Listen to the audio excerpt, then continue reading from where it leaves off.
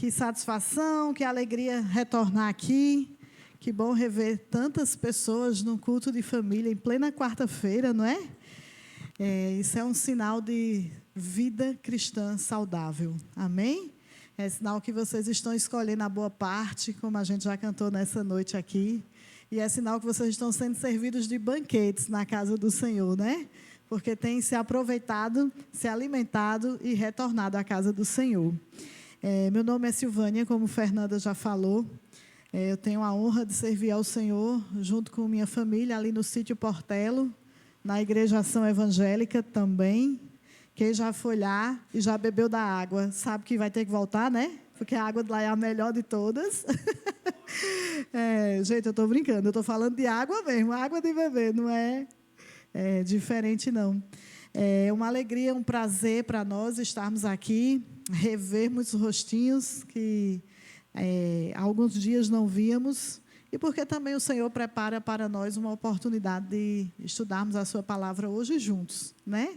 Costumeiramente vocês estudam aqui com os irmãos de casa, a gente está estudando lá em Portelo com os irmãos de lá, mas aprove a Deus hoje nos ajuntar para a gente estudar juntos, né? Trago um abraço, viu, dos irmãos lá do Portelo para vocês, ao pastor Hamilton, a Ana Paula, e neles eu represento toda a igreja. Queria apresentar umas pessoinhas muito importantes que estão aqui comigo hoje, tá certo? Estão ali, ó, vou começar de trás. A minha mãe, Iracema, essa abençoada aí é responsável, viu, por mim ainda. Eu só fiz 15 anos, né?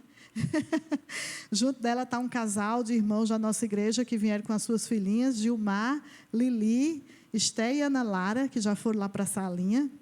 Aí mais para frente está o meu pastor e meu marido, pastor Silvio. Levanta aí, pastor Silvio, para o povo te ver. Amém. À nossa frente aqui está a minha filha, Stephanie. Saiu melhor do que o rascunho, é verdade, é verdade. E junto dela estão meus tios, meu tio Silvano e minha tia Nancy, que hoje está linda e radiante, comemorando mais um aninho de vida. Olha que coisa boa. No melhor lugar que ela poderia estar, na casa do Senhor. Então, essa é a nossa comitiva que veio para ouvir a voz de Deus junto com vocês. E eu quero dizer que eu já recebi muito nessa noite, desde o momento que cheguei aqui, da recepção, até esses louvores maravilhosos. Por pouco o Senhor me arrebata, viu, pastor? Vocês iam ficar, cadê a mulher? Foi bom demais, que louvor maravilhoso, que tempo gracioso para a gente ouvir a voz e a palavra de Deus através das letras dessas canções. Que mulheres afinadas, não é, meu marido? Adorei, amei, foi maravilhoso esse tempo. A irmã Fernanda, junto com o irmão Charles, que são, assim, parceiros de coração, né? Sempre nos abençoam. Também nos convidaram nessa noite e nos deram um desafio, né? Não, na verdade foi assim, eles alisaram. Convidaram para a gente vir participar do congresso de casais, né? Aí a gente não pôde vir porque tinha programações na igreja. Aí elas também não perderam a oportunidade, tem nada não. Na quarta você vem e traz a palavra. E a gente já estava mais ou menos agendado para isso há algum tempo. Amém? E o desafio é a gente falar hoje sobre como restaurar os valores da família. E eu me baseei para a gente estudar nessa noite, lá nos livros, nas cartas de Efésios e Colossenses e 1 Pedro. Mas, antes da gente ler os versos, eu queria que a gente entendesse que a formação da família se dá muito antes do que é escrito ali nas cartas de Paulo, do apóstolo Paulo e do apóstolo Pedro. Paulo escrevendo a Efésios, Paulo escrevendo a Colossenses, Pedro reforçando em sua primeira carta, porque a família é uma instituição muito anterior ao Evangelho, não é verdade? A família ela já vinha nos planos do coração de Deus. Então, como era um projeto de Deus, ele teve muito cuidado ao executar os projetos dele, não é verdade? É tanto que o nosso olho é incapaz de ver Deus, mas, ao mesmo tempo, nós o vemos quando nós contemplamos a beleza das obras criadas por Deus. Quando nós nos olhamos, nós enxergamos algo da plenitude da beleza de Deus, porque Ele nos fez seres semelhantes a Ele para adorá-lo, não é verdade? E comunicou conosco alguns dos seus atributos para que a gente pudesse conviver nessa terra em harmonia e em amor.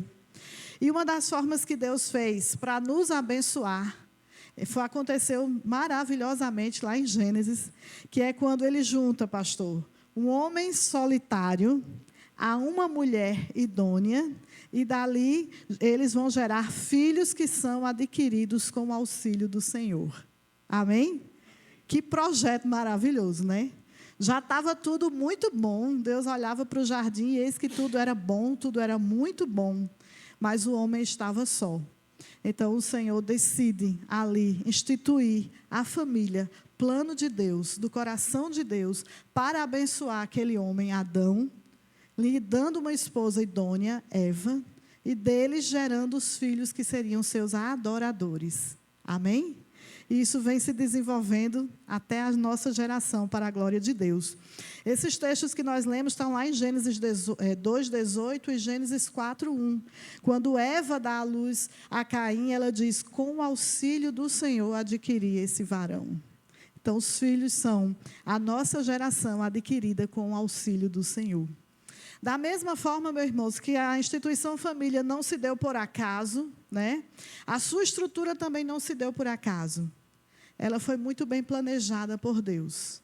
Era um homem, Adão, uma mulher, Eva, e juntos conceberam e tiveram os filhos que foram gerados para ter íntima comunhão e profunda adoração ao Senhor nosso Deus. Tá certo? Com o desenvolvimento da sociedade, porque aí a história não para, a história continua se desenvolvendo, e aquele casal gera filhos, e a humanidade vai crescendo, vai se multiplicando, e chega até os nossos dias de hoje, um número infinito, que a ciência da estatística, eu não sei como é que ela consegue definir, quantos milhões de pessoas há hoje no mundo, né? Porque há uma multiplicação, uma proliferação dos filhos de Deus por todos os continentes, e nos lugares menos prováveis, ali tem um homem, ali tem uma família, ali tem adoradores, em potencial do nosso Deus, tá certo? E aí, como a sociedade vai se desenvolvendo, ela também vai criando suas leis, ela vai criando suas regras, e ela começa a dar valores às coisas. E valores é muito diferente de preço. Preço a gente sabe mensurar. Quanto vale um pão? Quanto vale 1 quilo de feijão? Quanto vale o mantimento da nossa casa? A gente sabe mensurar. Agora, valores são muito difíceis de a gente conseguir mensurar. Quanto vale comer um pão junto com a minha família? Com saúde, harmonia e a mesa farta. Com a presença de Deus sentado entre nós. Vale muito. Eu não saberia atribuir em cifras quanto vale uma refeição prazerosa dessa. E aí, na atribuição de valores, a gente vai vendo desde as conversas de Deus com Moisés, o interesse de Deus pela família, o interesse de Deus na preservação dos filhos, o interesse de Deus em manter um remanescente que fosse fiel na terra, olhando e adorando a Ele, na beleza da sua santidade. E aí, quando a gente chega nos evangelhos, aí a gente vai ver uma descrição tremenda, maravilhosa, com o apóstolo Paulo. Vamos abrir, então, agora sim o texto, lá em Efésios, capítulo 5, a partir do verso 22. Efésios, capítulo 5, a partir do verso 22.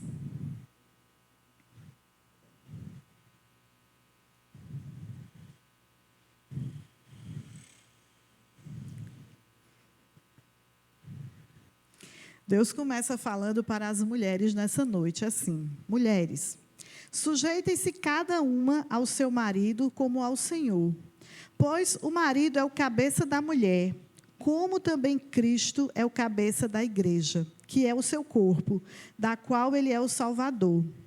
Assim como a igreja está sujeita a Cristo, também as mulheres estejam sujeitas a seus maridos.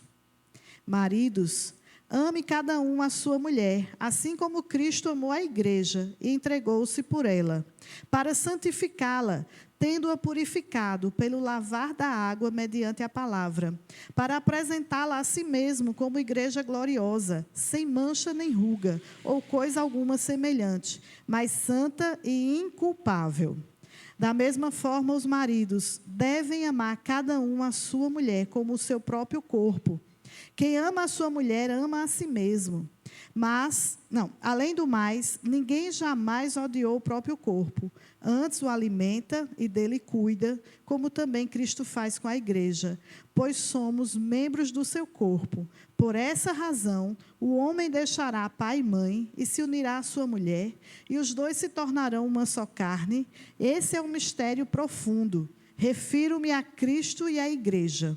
Portanto, cada um de vocês também ame a sua mulher como a você mesmo, e a mulher trate o marido com respeito. Filhos, obedecei os vossos pais no Senhor, pois isto é justo. Honra teu pai e tua mãe. Este é o primeiro mandamento com promessa, para que tudo te corra bem e que tenhas longa vida na terra. Pais, não irriteis os seus filhos, antes criem-nos segundo a instrução e o conselho do Senhor. Amém? O texto é grande, mas muito maior do que ele, é a profundidade do que ele nos ensina.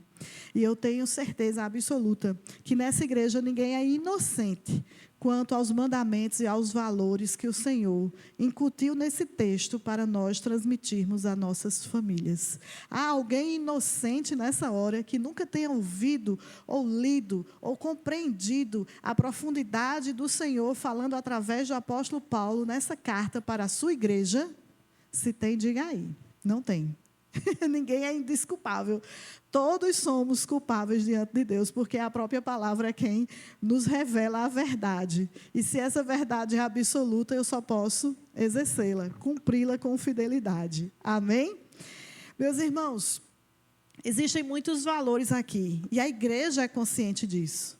De tudo que nós precisamos falar e fazer para que os nossos filhos cumpram o propósito original, que é adorar a Deus. E a principal coisa que nós vamos aprender nessa noite é que esses valores eles estão passando por transformações, não à luz da palavra de Deus, mas à luz do desejo de uma sociedade que não se rende aos pés do Senhor.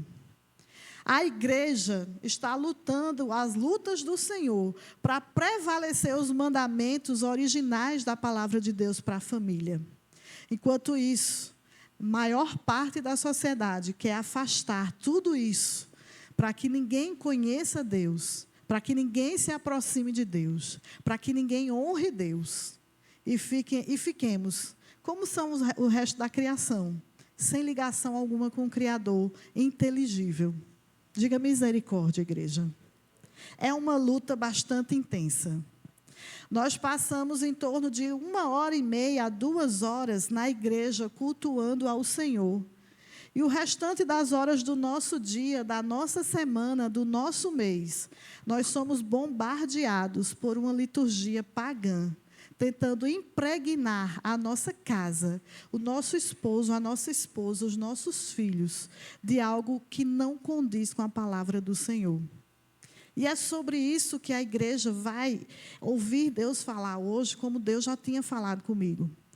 Nós precisamos reagir e multiplicar essa 1h30, 2 horas por semana, por cada culto na semana, pelas 24 horas do dia.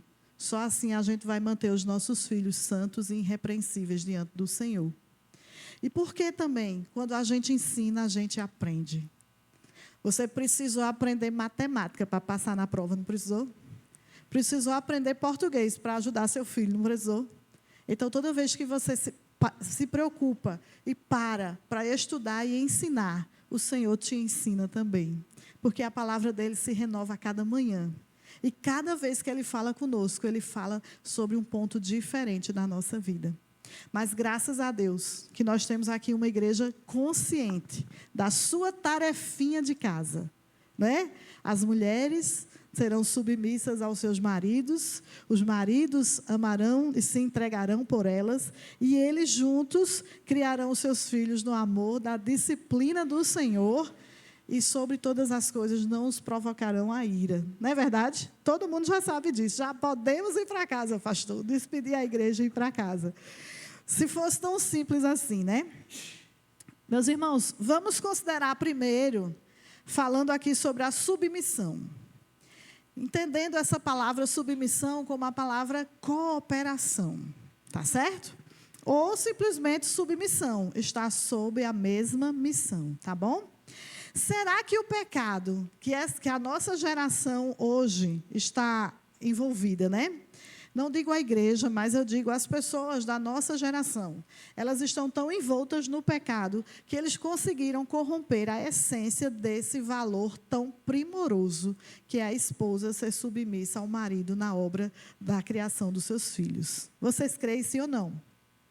Existem dois entendimentos aí fora que, se a gente se pegar por eles, a gente se perde na edificação da nossa casa enquanto mulheres. Um pensamento extremista diz assim: o homem manda na mulher, ele é um dono dela. Esse entendimento chama-se machismo. E tem muitas pessoas impregnadas pela ordem do machismo, querendo viver a vida comum do lar com as suas esposas como se fossem donos dela, donos da vontade dela. Donos de uma tal forma que, se aquela mulher se aborrecer por algum motivo e decidir fazer algo que o contrarie, ele se arma e a mata. Diga misericórdia. Mas é assim que a gente vê. Os noticiários estão aí todos os dias para transmitir isso para a gente. Quantas e quantas mulheres são mortas violentamente dentro de suas casas por homens que não entendem a submissão. Acha que submissão é estar subjugada embaixo do pé que ele mesmo coloca. A outro entendimento extremista é que a mulher é mandada pelo homem e ela precisa se libertar dessa condição humilhante. Isso é o feminismo. Misericórdia. Como o feminismo se perdeu ao longo das décadas e das gerações. Porque o que era para ensinar as mulheres a serem honestas, boas donas de casa, né? Amarem os seus maridos, amarem os seus filhos, acabou se tornando um mandamento de rebelião nessa geração. Diga misericórdia de novo. Ainda bem que a palavra do Senhor não nos traz enganados. E nós mesmos já declaramos nessa noite conhecer essa palavra. A palavra do Senhor e a igreja do Senhor não se permite contaminar por essas visões, nem machista, nem feminista. Diga glória a Deus. Amém, meus irmãos. Nós, por mais que a sociedade esteja influenciada e contaminada com esse veneno que é quase mortal e que vai de encontro aos valores de Cristo, valores de Deus, que Ele deixou impressos em nós para a nossa família, a igreja está consciente, está ciente de que esta submissão é no Senhor. Amém? A igreja não deve tolerar nem o machismo, nem o feminismo, porque a Bíblia não diz isso. A Bíblia diz que o homem e sua mulher, a sua auxiliadora idônea, eles devem fazer todas as coisas em cooperação, na sua casa, na criação dos seus filhos, na educação dos filhos, no gerenciamento do lar, das finanças, em tudo que os dois vão fazer, seja para si, seja para os filhos, e os dois têm que estar em entendimento. Mas e se houver um ponto de discórdia? E eu bato o meu pé e meu esposo bate o pé dele? Deve prevalecer a ideia, a opinião e a palavra dele na casa. Mas vocês acham que um homem que ama verdadeiramente a sua mulher, ele vai estar satisfeito de estar maltratando, subjugando, tratando ela aos coices, aos gritos, aos empurrões, constrangendo ela na frente dos familiares e dos filhos? Não, meus irmãos. Os valores que Deus passou para nós não foram esses. Nós podemos discutir tudo no campo das ideias, conversar e encontrar um denominador comum, que não aflinja a esposa e também não dê superpoderes aos maridos. A palavra do Senhor está falando sobre isso nessa noite. Ser submissa na ação, na função de auxiliar o seu marido na edificação da sua casa. Vocês entenderam até aqui? Então, se a gente for se pautar pelos valores do mundo, a gente não vai conseguir viver o valor de Deus para a família. A mulher vai ser rebelde, né? Você não manda em mim, eu disse que eu vou e saia da minha frente, né? E os filhos vão estar ali assistindo tudo isso, né?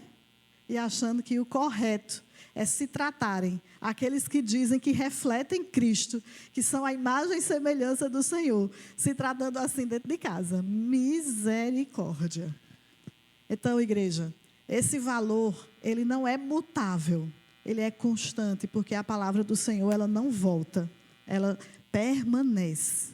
E esse mandamento não é para que a mulher se sinta inferiorizada, nem que o homem se sinta superior, supervalorizado, mas para que os dois encontrem na casa uma forma de administrar os seus quereres, de modo a beneficiar a família. Amém? Então, eu quero fazer uma pergunta aqui, aí eu quero que você seja muito sincera para a igreja toda, tá certo? Se você for isso que eu vou perguntar, você diz amém. Se você não for, você fica quietinho. A gente vai investigar aqui entre nós como é que está o entendimento da submissão. Quem aqui é submisso a Cristo? Quem aqui é submisso ao líder na igreja? Quem aqui é submisso ao patrão na empresa? Quem aqui é submisso aos pais? Às vezes a gente já tem barba e cabelo grisalho, né? Mas quando o pai diz, rapaz, não vai não, a gente diz, não vou mesmo não, o pai não está certo, não é assim? Agora, quem é a mulher submissa ao marido? Eita, como foi fraquinho. Foi bem fraquinho. Minhas irmãs, maridos, isso é verdade, o que a sua mulher aí respondeu. Ela tem tido a sabedoria de colocar em prática esse valor aprazível e abençoado, de ser submissa a você. Na hora em que vocês batem o pé para dizer, é assim, não é assim. Porque se... Oi. Eu vou perguntar. Eu vou dar outra chance, né? Tá certo. Mulheres, vocês têm sido submissas aos maridos de vocês? Melhorou. Glória a Deus por isso. Mas eu creio que as minhas irmãs aqui, elas são mulheres sábias, interessadas em edificar a sua casa, interessadas em criar filhos que olhem para vocês e digam, como minha mãe era sábia, quão valorosa eram as decisões da minha mãe. Mesmo quando ela não concordava, ela ainda assim aceitava para o nosso bem, para o bem da nossa família. Eu escutei um amém aí da igreja. Gente, olha, eu não sei vocês, mas eu tive um tempo aí na pandemia que eu fiquei bastante tempo em casa. E eu sempre quis assistir uma série na minha vida. Mas olha mesmo. Aí eu disse, eu estou em casa de tarde, eu vou assistir essa série. Aí eu fui assistir The Crown. Já viram que fala sobre o reinado, a monarquia inglesa, aquelas coisas todas. E eu me deparei com uma cena fantástica. É quando a rainha assume o trono e ela se torna a soberana da Inglaterra. Então, ela vai mandar nos exércitos da Inglaterra, ela vai mandar nas famílias da Inglaterra, ela é a soberana na igreja anglicana, que é a igreja da Inglaterra. Ela é soberana sobre tudo. Mas tem um probleminha dentro de casa, que seria o marido, no dia de ela ser coroada a rainha, ele teria que se curvar perante ela e fazer reverência à rainha da Inglaterra.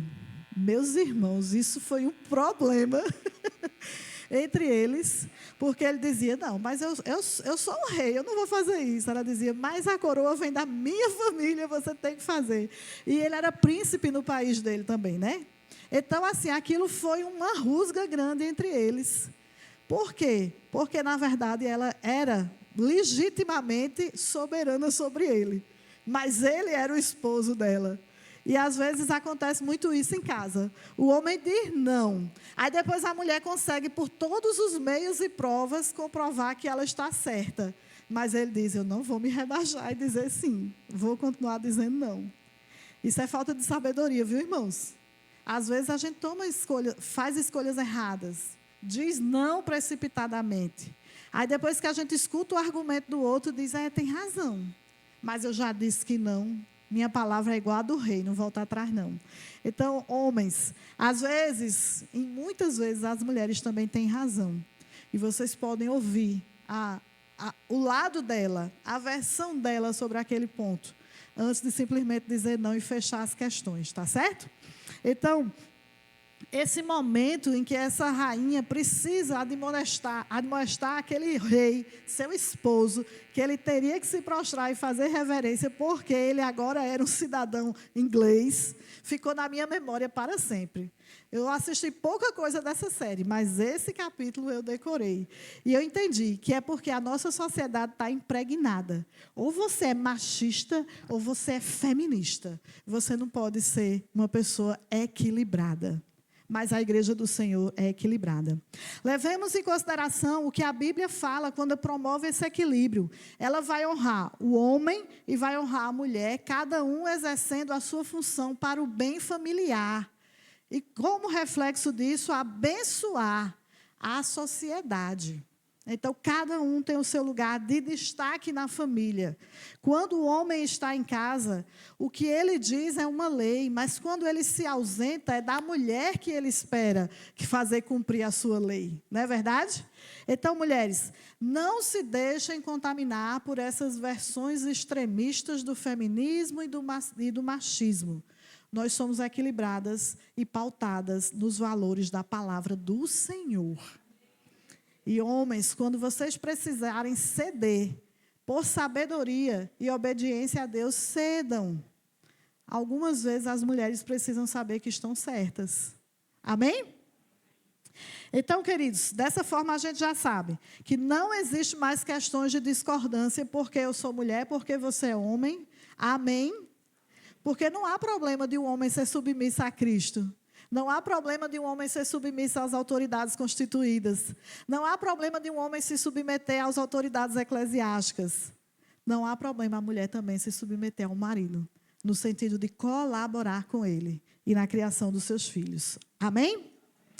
Muito bem. Vamos agora para um segundo ponto que nós vamos falar sobre o homem e o valor de ele amar e se entregar por sua mulher. Ok? Consideremos um amor que é um homem que seja amoroso, que seja atencioso com sua mulher, que escute quando ela fala, que atenda a ligação, mesmo que ele esteja numa reunião importante para falar com ela. Um homem que procura agradar a esposa. Como é que a sociedade vê esse homem aí fora? Aquilo é um banana. Caba mandado pela mulher. Se ele estiver com o pastor e a mulher ligar, ele, peraí, pastor, licença, e vai lá fora atender a mulher. Não é assim? Olha que visão, que valor deturpado a sociedade tem. Só porque o cara é um cavalheiro. Só porque ele não quer deixar de satisfazer a curiosidade da mulher. Estou aqui na igreja conversando com o pastor sobre a pintura que vai ter sábado. Mas a sociedade tenta deturpar esse valor e fazer com que esse homem seja tratado inferiorizado diante da sua mulher. Diga misericórdia. Agora, se for um cabo que em casa ele não fala, ele grita. Em casa ele não pede, ele manda. E ai de quem não obedece. Aquele homem que nunca é questionado, ele só é obedecido. Sim, Senhor, meu Senhor.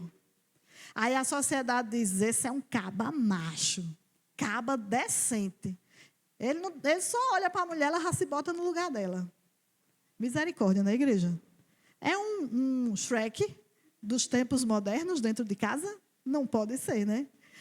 Esse tempo ogro do homem machista demais, masculino demais, impositivo demais, está em desuso. Mas esse homem aqui que ama a sua esposa e é capaz de se entregar por ela, esse sim, está em uso e vai ficar para todas as gerações. Amém?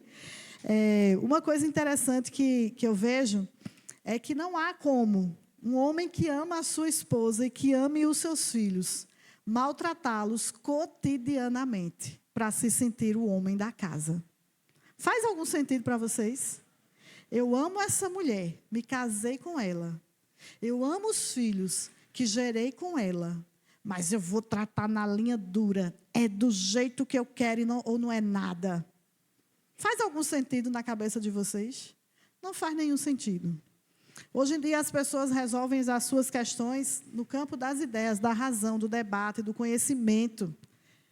E um homem amoroso, um homem gentil, ele não pode jamais ser tratado como um reles subalterno da esposa dele, tá certo?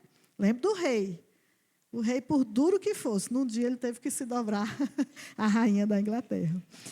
O homem tem que saber usar a liderança que Deus colocou nas suas mãos. E ser respeitado por ser o líder da família e não o carcereiro da sua casa. Misericórdia. Um homem que sai para trabalhar e deixa a esposa e os filhos trancados, incomunicável, não pode receber uma visita, não pode sair na calçada. É um carcereiro da família, né? Alguém tinha que avisar ele que esse tempo de escravidão não existe mais. Deus colocou sobre os ombros dos homens uma responsabilidade tremenda de serem o cabeça da casa, de liderar a família, mas não é liderar de qualquer jeito, com brutalidade. É liderar em amor, é liderar em conhecimento, é liderar e dizer assim, olha, tal dia aqui em casa vai ser culto da família. Chame sua mãe, minha esposa. Chame seu colega, meu filho. A gente vai fazer um culto familiar. Olha que liderança arretada, né?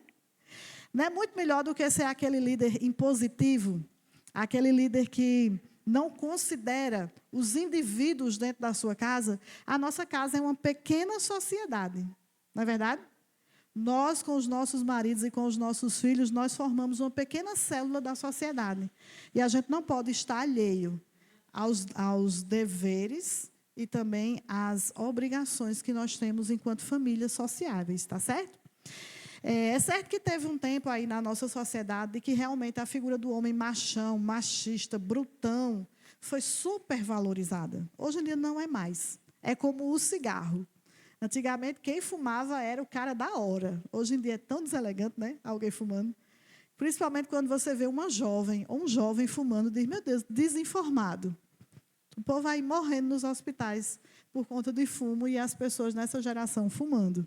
Até aqueles pendrivezinho, né, que tem o nome aí bonitinho, vapor, parece. Que deselegante é quando a gente vê alguém fumando algo daquele tipo. Só que aí aconteceu uma reviravolta na nossa sociedade. Os homens deixaram de ser brutões, valentões, de ganhar no grito ou na tapa com as esposas, né? Misericórdia.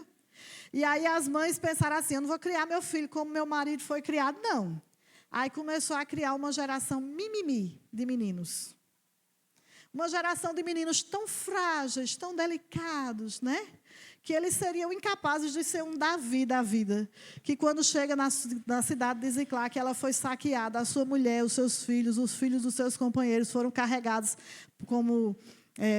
pelo exército inimigo, e ele não toma nem banho, não faz nem a barba, não para nem para comer um cozinhado de lentilhas como Esaú. Ele simplesmente junta as armas, o exército, e vai buscar a sua família. Vai defender os seus filhos, vai trazer de volta as esposas. Amém? Imagina esse homenzinho todo mimimi que as mulheres estão fazendo questão de criar hoje. Não, olhe, meu filho, as roupinhas dele são assim, as meinhas dele estão aqui. Meu filho, não, minha gente, os homens têm que ser homens. Deus depositou neles a confiança de eles liderarem. Amém? Em algum momento na vida deles, eles serão líderes da casa deles. E eles não vão ter mamães a vida toda para cuidar e fazer tudo ao gosto deles. Eles precisam ser criados para ser homens. Nem os valentões de décadas passadas, nem os garotinhos Nutella que a gente escuta falar hoje. Tá certo? Tem que haver um equilíbrio, porque a palavra do Senhor diz que um dia sobre esses homens repousará a liderança de uma família. E família não é brincadeira. Exigem decisões enérgicas, exigem sabedoria, exigem desprendimento e exigem entrega. E é sobre isso que fala a carta aos Efésios, como também fala lá em Colossenses. O homem ama e ele se entrega, se for necessário, pela sua mulher, pela sua família, pela sua casa. Amém, homens? Vocês acham que eu ia deixar só as mulheres com perguntinha para responder? É? Adoro fazer umas pesquisas assim, ao vivo e a cores na igreja, tá certo? Vamos entender aqui a postura masculina, né? Dessa igreja, ou dos convidados nessa noite. Quem aqui, você homem, é aquele homem opressor dos seus liderados? Não ouvi nenhum amém, nem suave, né? Quem aqui, homem, é um tirano com seus colaboradores? Não ouvi nenhum amém. Quem aqui é bem autoritário com seus filhos? Quem aqui ainda tem um comportamento machista com as suas esposas? Oi? Mulheres? Isso é verdade? Esse silêncio todo aí é verdade da plateia? Eu quero crer que sim. Em nome de Jesus. Por quê? Porque nós somos uma sociedade transformada à imagem do caráter do Senhor. Jesus Cristo foi o maior líder de todos os tempos. Ele agiu energicamente quando foi preciso. Mas ele não foi um homem grosseiro. Ele não foi um homem bruto. Pelo contrário. Eu acho lindo quando a palavra do Senhor diz que as mulheres estavam trazendo a ele as criancinhas de peito ainda para ele abençoar. E ele, um homem ocupado como era Jesus. Importantíssimo como era Jesus. E os discípulos, sai para lá, outra hora, agora não. E o que é que Jesus diz? Pare, não as impeça, não as embarace, deixa elas virem a mim. E Jesus vai abençoar aquelas criancinhas. Amém? Olha que homem delicado, de fino trato com as mulheres. Não é verdade? Então, meus irmãos, está ultrapassado.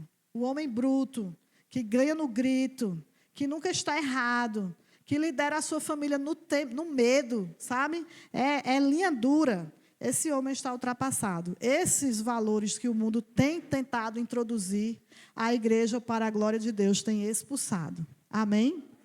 É um contravalor que a gente não pode assumir jamais que está correto. Essa desconstrução da figura masculina, que ou o homem é um track, ou então o homem é um lord, né? Muito fino, muito delicado, vocês estão me entendendo?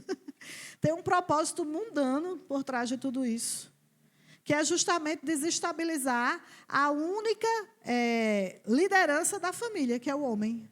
A liderança última da família é o homem. E como fica uma família sem uma liderança? Já pensaram nisso? O papel do homem ele é fundamental, é importantíssimo. Tem um valor primoroso para o Senhor. E a gente não pode deixar se contaminar pelos princípios mundanos, porque a palavra do Senhor nos ensina a amar as nossas esposas, se preciso se entregar por elas. E quem ama a esposa, quem ama os filhos, trata delas com carinho, com cuidado, com zelo e com dedicação. E na hora de liderar e chamar a realidade, chama e fala a realidade também. Ok, homens? Amém, irmãs, também? Glória a Deus por isso. Vamos considerar um terceiro valor que a gente aprende com esse texto que nós lemos, que é criar os filhos. Nem com ira, não provocando neles ira, mas disciplinando os nossos filhos. Amém? Eu confesso a você que hoje em dia é o maior desafio da família. É você criar filhos. Numa sociedade que diz que eles podem tudo. E você tem que remodelar a mente deles, para eles terem a mente de Cristo. E saber que mesmo podendo tudo, eles não devem tudo. É ou não é? Quem é pai, quem é mãe aqui? A grande maioria. Alguns já passaram por isso, né? Já estão com filhos criados, ainda enfrentam dificuldades para mostrar as verdades absolutas do reino de Deus. Né? E aqueles que estão com filhos pequenos, meu Deus, eu me solidarizo com vocês, meus irmãos. É difícil, é ou não é? É difícil. Tem uns métodos aí nas escolas que os meninos fazem o que querem, vestem o que querem, vão quando querem, fazem a atividade que quiserem, né? Diferente da gente, né? Ainda teve alguém aqui que levou umas palmatórias na mão? Oi, teve, hein? Teve gente que ainda apanhou na mão para prestar atenção na aula e responder direito ao professor, né? Hoje em dia não pode. Isso é o maior pecado da humanidade. Você não pode tocar no seu filho. Diga misericórdia, né? Contra esse valor cristão, que diz que os pais eles têm que educarem os seus filhos, a palavra vem desde Gênesis até Apocalipse, e falando para nós que nós precisamos aprender da palavra para sermos transformados pela palavra. E aí vem a modernidade, né? Para dizer que não é assim. Que os nossos filhos são indivíduos que merecem todo o respeito e que, se eles não quiserem fazer algo, a gente não pode dizer a eles que eles têm que fazer. E contra isso, há até leis, né? Eu não vou entrar no mérito da lei da palmada, mas talvez uma palmadinha, às vezes, resolva muitas visitas ao psicólogo, né? Quem tinha aí um psicólogo em casa chamado cinturão de couro, havaiana velha, né? Varinha de goiaba. Que psicólogo bom, rapaz. Tirou os traumas da infância de todo mundo na igreja. Até a geração de 10 anos atrás, né? A geração de 10 anos atrás para cá, não. Eles não podem ser frustrados, eles não podem ser contrariados, eles não podem ouvir um não. E vão crescer e ouvindo muitos nãos, na verdade. Né? Mas a igreja tem que estar a postos, vendo o que é que diz a palavra do Senhor para os nossos filhos. E qual é a nossa função na vida deles. Porque a nossa função não é somente gerá-los e mantê-los. Mas a nossa função é criá-los na disciplina, na admoestação e no conhecimento de Deus. São essas 3 armas que nós temos para lutar contra o que o mundo vem tentando incutir na cabeça dos nossos filhos. Tá certo? Abram aí comigo em Deuteronômio 6, no capítulo 7. Todo mundo conhece esse texto, eu tenho certeza. Nós vamos ler um pouquinho antes, tá certo? Do versículo 7, acho que é a partir do 5. Deuteronômio 6. Eu ainda vou mais atrás, no 4. Deuteronômio, capítulo 6, o versículo 4. Vocês sabem que Deuteronômio era a repetição das leis, né? Porque a primeira geração que tinha saído lá do Egito pereceu no deserto. E ali nasceram filhos que eles diziam que nunca herdariam a terra prometida e que iriam morrer nos desertos. E Deus disse, esses filhos aí que vocês estão dizendo que vão morrer no deserto, eles entrarão na terra, mas vocês não. E aí eles não conheciam a Deus como a primeira geração conhecia. E aí Moisés tem o cuidado de repetir toda a lei para aquela meninada aprender quem era o Senhor Deus. E aqui no versículo 6, aliás, no capítulo 6, o versículo 4 diz, ouça, ó Israel, o Senhor nosso Deus é o único Senhor. Ame o Senhor, seu Deus, de todo o seu coração, de toda a sua alma e de todas as suas forças. Que todas as palavras que hoje eu te ordeno estejam em seu coração. Ensine-as com persistência aos seus filhos.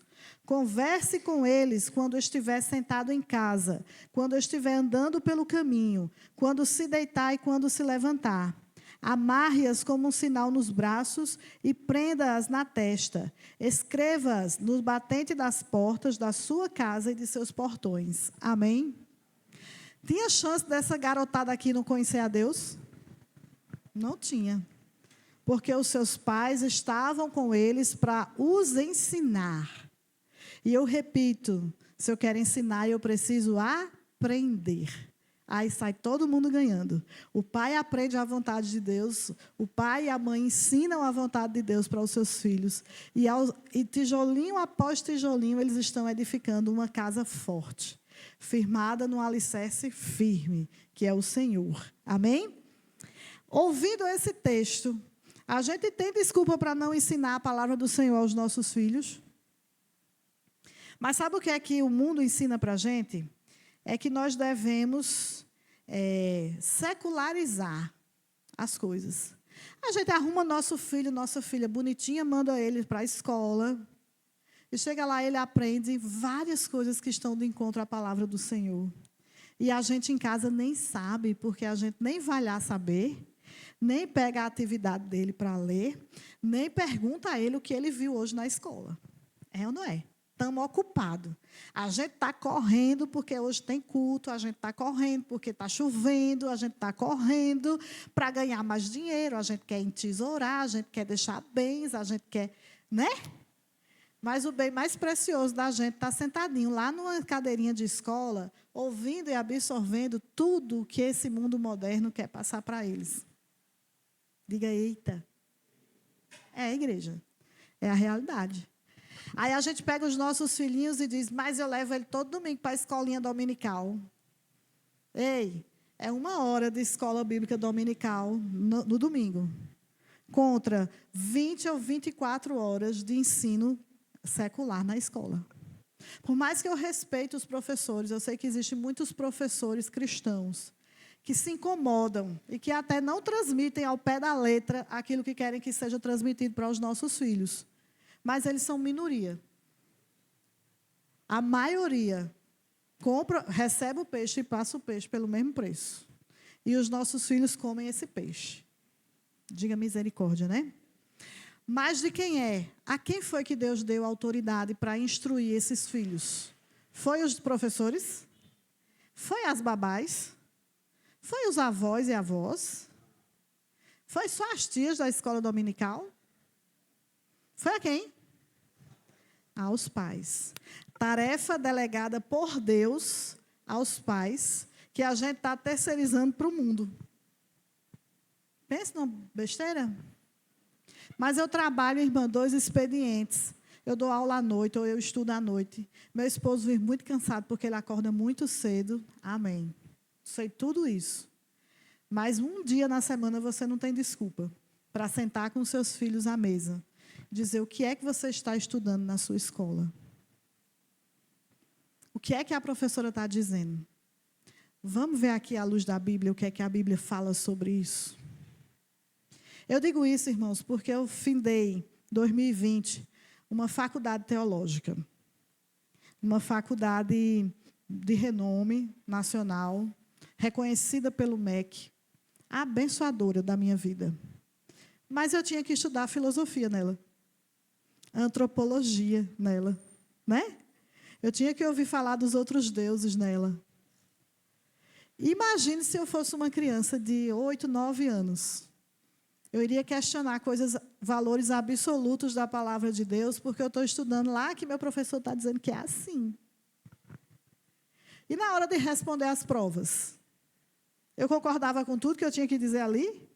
Não. Mas eu já tinha a minha consciência formada para saber que aquilo ali é a luz de tal ciência. Não é a luz da ciência, que é Deus. Ciente de todas as coisas sobre a terra. Mas nós delegamos aos professores a grade curricular. E aí, o que acontece com isso? Os nossos filhos começam a questionar Deus. E não é à toa que muitos, quando estão chegando aí na sua adolescência, eles já ouviram, já foram tão impregnados e contaminados pelos ensinos mundanos, que eles têm dúvida de Deus. Eles duvidam da própria salvação. Eles duvidam, porque a ciência é uma repetitiva em provar a mesma coisa, né? E Deus a gente não vê. A gente conhece Deus ouvindo a palavra porque ela gera fé no nosso coração. Amém, igreja? Então, os nossos filhos devem ser a nossa prioridade. Um casal saudável, que gera filhos saudáveis, tem a obrigação de transmitir a ele a verdadeira e a única palavra saudável, que é a de Deus. Meu filho, você vai responder do jeito que o professor pediu, porque você precisa da nota. Mas você não vai enganado para a escola. Você sabe que isso aí é balela. Tá certo? Ok? Filosofia é muito bom, antropologia é muito bom, quando você tem uma mente lavada e remida em Cristo. Mas quando você está naquela fase imatura, que não sabe certos ou errados, é perigosíssimo. Principalmente para desviar os caminhos do pé do Senhor. Mas antes de eu encerrar aqui, eu queria que a gente lesse ainda Deuteronômio, capítulo 31, verso 12. A verdadeira autoridade dada por Deus repousa sobre o pai e a mãe para ensinar, disciplinar e corrigir quantas vezes forem necessárias os seus filhos. Deuteronômio 31, 12 e 13. Você pensou assim, mas meu filho já cresceu, acabou-se o meu trabalho.